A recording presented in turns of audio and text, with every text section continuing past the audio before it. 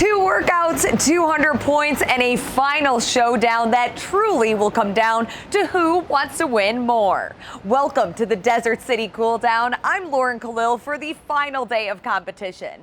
Heading into today, nothing was guaranteed when it comes to that podium in those precious spots. The elites started outside on the field stage with back squats straight into a mile run. I caught up with 10-time CrossFit Games athlete and affiliate owner and programmer of DCC, Scott Panchik, to talk more about the programming of Workout 6. Scott, we are here for the final day of competition. This is it. You know how it feels to be an athlete. How are these elites feeling as they still have 2 more workouts to take on? I would bet some of them are saying, I see the finish line.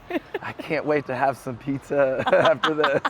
Was that your go-to meal? Oh, you start looking forward to like what you're gonna do as soon as it's done. But obviously with the day in mind. What were your like go-to meals after a weekend of competition? Do you have like a routine? Pizza was like a staple following every event. I'm like, okay, what is the best pizza near the venue that we can go and just enjoy life? I love it. I love it.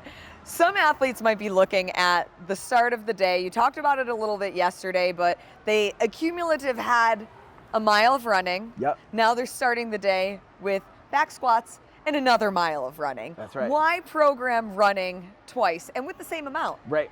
Yeah, so when you look at the mile yesterday, it was really designed to be more interval-like, something that you could get on, and if you had the skills, you're able to push that mile and really make those fast. So there's almost like thinking like, okay, these are like shorter, faster intervals. And then today, they have the ability to do the 20 reps, and I would bet a majority of the athletes will be able to do the 20 reps unbroken.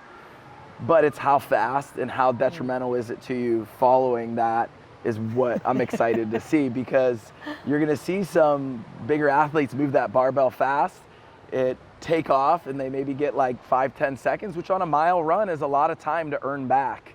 So you'll see those guys get out maybe a few seconds behind that, somebody that maybe is a little better runner and they gotta work to catch up, and who's gonna be able to clear that lactic acid and really, you know, wants it at the finish line. And what is that sweet spot? How much do those back squats actually matter when it comes to cadence of the reps, or whether they, obviously if they drop the bar, that's gonna be, I'm sure, detrimental, but how important are the back squats before the run? Yeah, I mean, you have to be strong and you have to be able to move that bar without resting long at the top to win that workout or to be in the race. Is this a workout that you've done before, that you just like dreamed up in the middle of the night? Where'd it come from? Yeah, so this workout came from a little bit of history back in 2000, I believe it was 18. You've been holding on to it for a while then. For a long time. I got a lot of them in the archives that I'm just waiting to put out there into the world. But this was 2018, I believe. I was working with Brian McKenzie's he's an endurance coach in the space, and my brother Saxon and I were out working with him in his garage, and he's like, hey, I want you guys to try this like kind of testing workout. You're gonna do 20 reps on a back squat, and then you're gonna run a mile.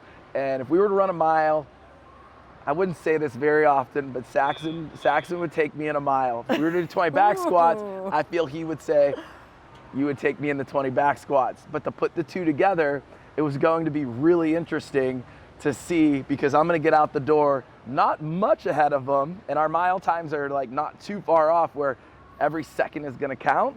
And when we did it, it was just like a race through the door as we came through the finish. And I was like, man, that would be such a cool event to watch athletes take it on. And then also to see some of the times that these guys get. Oh yeah. And them be able to walk out of here and be like, what's your mile time? Well, with 20 back squats and a mile, I could still beat you. Well, and it's interesting because that's a combination that we've historically seen as, you know, people try to do the 500-pound back squat and the sub 5-minute mile in a single day. For sure. How did you come up with the perfect weight for 20 reps at a back squat? Yeah, it definitely could be a heavier weight. I think the athletes all could handle something heavier, but I think it starts to get a bit more detrimental to the run.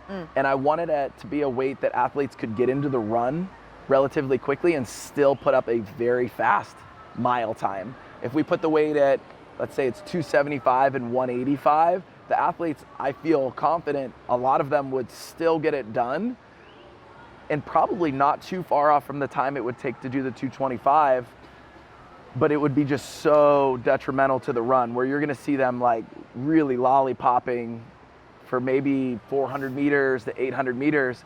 At 225, it's really a quick transition of needing to get into the run, because people are gonna get into the run quick, and you're gonna have to get uncomfortable in this workout very, very early on.